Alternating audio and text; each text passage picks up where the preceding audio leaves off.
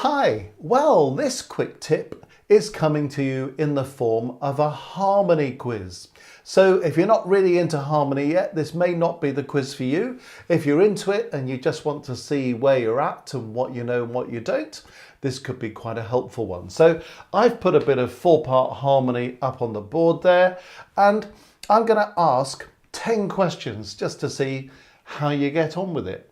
But just before we do that, let me play it to you so you can hear how it goes and follow it.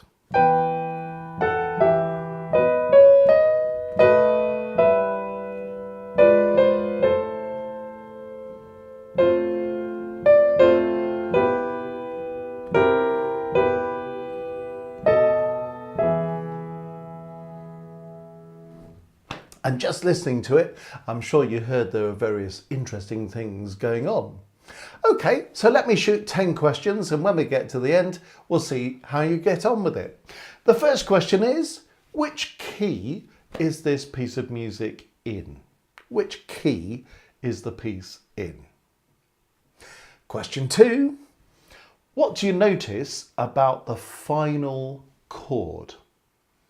What do you notice about the final chord? Question 3, can you name the final cadence? Can you name the final cadence? Question 4, can you find an example of a passing note? Can you find an example of a passing note? Question 5, can you find somewhere in this piece where there is an auxiliary note? Can you find somewhere in this piece where there is an auxiliary note? Question 6, can you show us an example somewhere here of an anticipatory note? Can you find an example of an anticipatory note?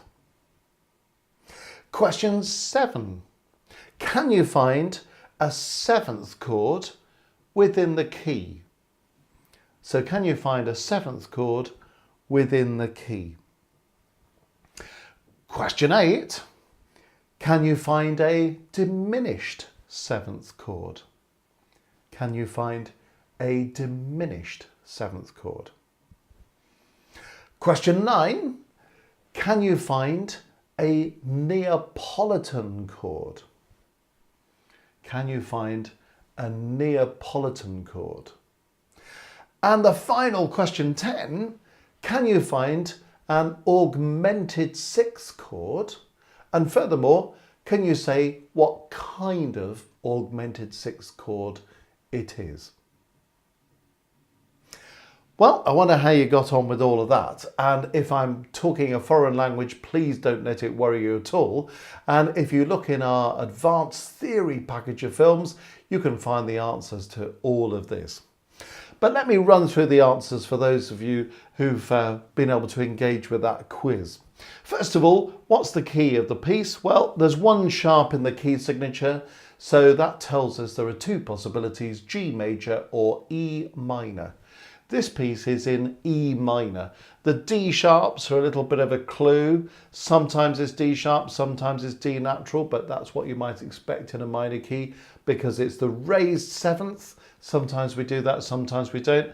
It's even got a C sharp here because sometimes we raise the 6th degree in a minor scale. So the first chord's a chord of E minor. So, you know, all these things are indicators that we're in the key of E minor. Question 2, what did you notice about the final chord? Well, we're in the key of E minor, so we're expecting the last chord to be a chord of E minor. And actually it turns out to be a chord of E major because we've got a G sharp in the alto part instead of a G natural. And that's a little musical device called a tierce de Picardy. So that was the thing to notice. Question 3, name the final cadence.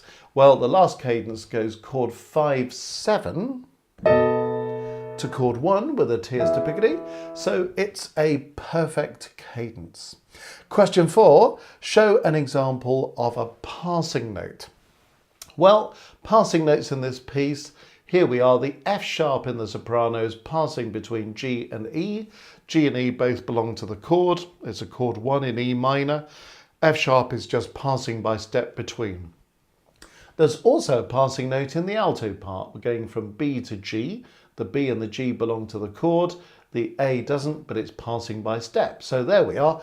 Really what you've got there is an example of double passing notes.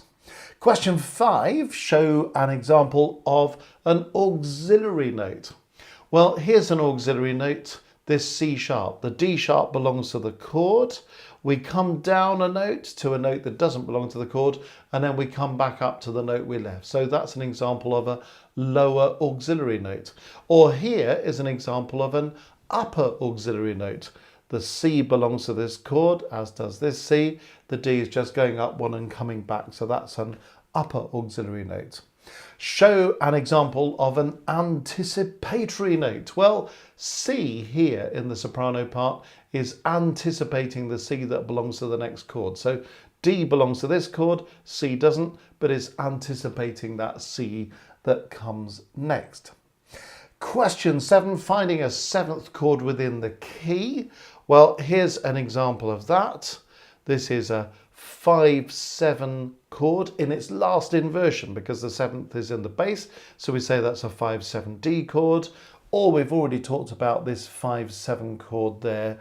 So you could have talked about that because those are both 7th chords within the key of E minor.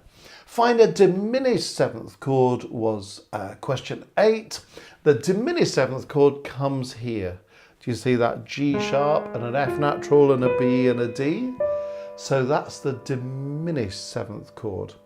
Question 9 was find a Neapolitan chord. The Neapolitan chord comes here.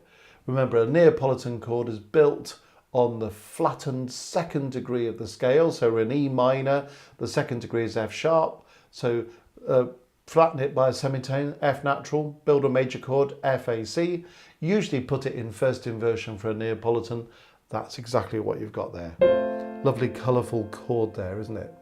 And then the last question was to find an example of an augmented 6 and to say what it is. It's here at the end of this bar, C, E, G and A sharp. That is an augmented 6 chord, and to be absolutely precise, this is an example of a German 6. So see how you got on. How many marks out of 10 will tell you something about what your knowledge of some of these slightly off the wall harmonic things are. You can always watch our advanced theory films if you want to know more about them, or you may just want to look at this and maybe play it, listen to it, so you can hear what some of these chords are that just give us a bit of colour.